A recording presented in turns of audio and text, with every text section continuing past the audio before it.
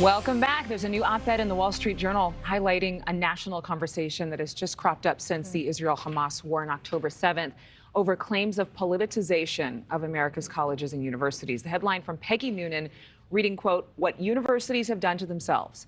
They have gone from being centers of excellence to institutions pushing political agendas," end quote. Now, the debate gained momentum following a congressional hearing, and this was featuring some of the presidents of Ivy League universities whose responses to questions about whether anti-Semitism on their campuses was harassment and whether or not it violated school policy. Their responses were seen as weak, to say the least.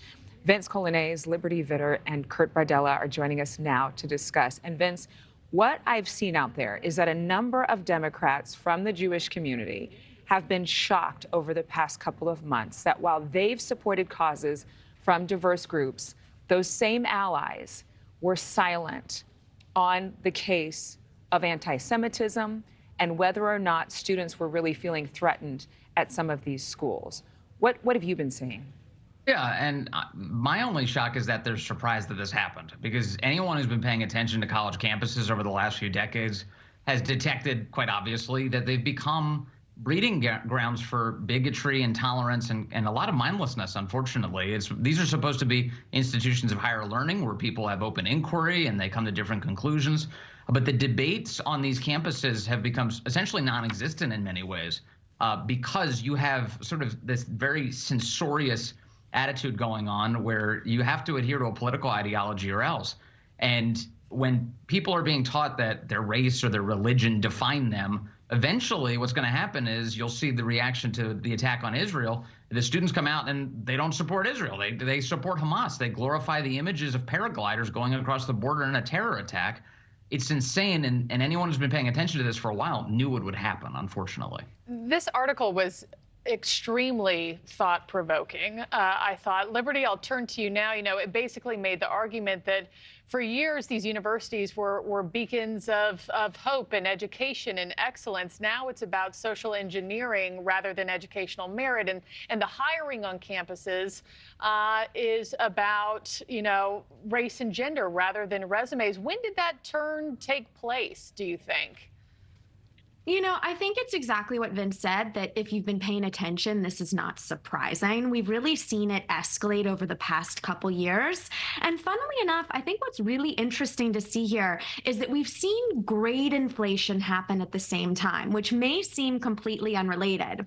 But what's ended up happening is that kids ask for higher grades. And if you don't give it to them, then all of a sudden these accusations or these social justice issues come out saying that the reason you're not giving them better grades is because of these social justice issues. So it then perpetuates this cycle of the kids getting upset, the kids complaining to the administrations not defending professors.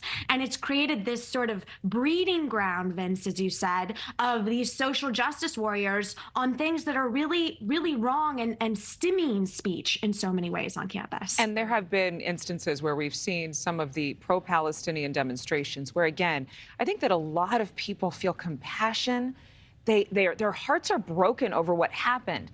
But it's when there seems to be a double standard. And Kurt, I've got to ask you, this isn't just happening in colleges. You could tie this to the school board fights that we saw where parents were angry that critical race theory was being taught in their kids' school with a similar sentiment. But this has really been something that a lot of conservatives have touched on.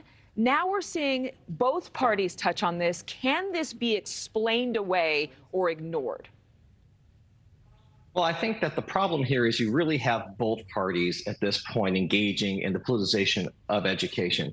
On one hand, especially in these local and high school level school boards, we've seen how contentious that has gotten over the last couple of years, especially since COVID with mandates. You have parents protesting. You have school board members advancing political agendas. On the other side, you have people that are upset about what curriculum is being taught. You have parents taking a much more direct hand in whether they're banning books or advocating for books. It really should be left up to education professionals who set curriculum. You know, one of the common cores of conservatism is less government involvement, less government reach in what's going on in your classroom, in your homes. We need to get back to that, because let me tell you something, government doesn't have the answer for what's going on right now in education in this country. We are in an education crisis at all levels. Thank you for watching. Go to newsnationnow.com to find News Nation on your television provider. And don't forget to click the red subscribe button below to get more of News Nation's fact-driven, unbiased coverage.